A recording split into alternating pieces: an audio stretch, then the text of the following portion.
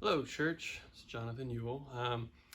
For today's sip tip, I kind of want to go back to the book of Habakkuk. Now, I do know other books in the Bible, I promise, but I wanted to take this opportunity to kind of fill in some of the blanks of things I skipped in my sermon a little while back. So we're going to be in Habakkuk chapter 1, verses 14 through 16. And if you remember, this is a conversation, and Habakkuk has complained to God, wanting justice. God has answered him. And this is part of Habakkuk's response to what God has said. So he says, "You have made men like fish in the sea, like sea creatures that have no ruler. The wicked foe pulls all of them up with hooks. He catches them in his net. He gathers them up in his dragnet, and so he rejoices and is glad. Therefore he sacrifices to his net and burns incense to his dragnet. For by his net he lives in luxury and enjoys the choicest food." And so Habakkuk's making a metaphor, saying, God, you've turned us into these defenseless fish in the sea, and now the Babylonians can do whatever they want to us.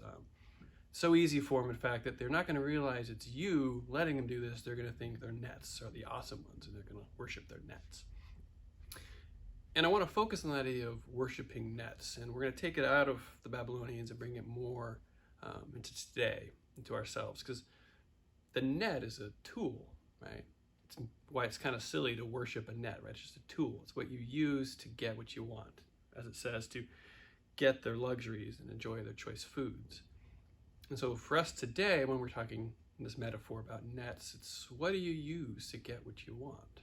For many of us, that might be a career, a job. Maybe it's a person, like a parent or a spouse. Maybe it's just our own natural abilities that we tend to use to somehow provide a life for ourselves. And those are all good things. The issue, as it sees here, isn't that you have these nets, but how you view them. Do you see them as the ultimate provider of what you need, of your luxuries, of your choice foods, or just of your daily needs? Or are you looking past them to the one who created the fish and made them defenseless that you could then pull them out of the sea? And so I want to take a moment and just say there's two dangers with putting that focus on those things. One, especially if it's on your own abilities, it's pride, right? It's you believe that you can do everything, and so it can lead you down some pretty dark paths and make some fairly silly decisions. Lead you places that aren't for the best. I think because I did this, then I can certainly do that, and if God isn't in that, it's not going to work. But the second one I want to talk about is more to do with how that perspective affects how we view our lives. That if you are putting your dependence and building your life upon a person or a job or an ability, or maybe your trust in the government or something like that, what happens when those things fail you? Well, your world falls apart, right? If you lose your job or employment opportunities dry up, well, that's a problem if that was what you were dependent upon. If a parent or a spouse somehow stops being able to provide for you again, that can really shake your foundations, if that is your foundation.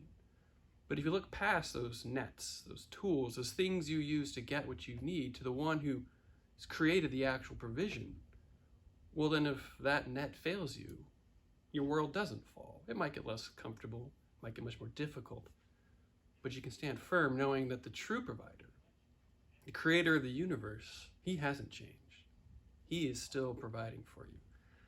And that's my encouragement for you, family, in this time when I think many of our nets, if not broken, have maybe frayed. If life has gotten more difficult, maybe the foundations we thought we was built on have gotten shaky.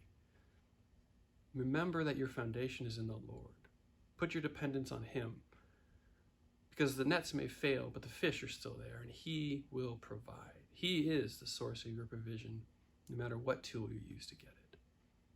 Thank you, church. Have a blessed week.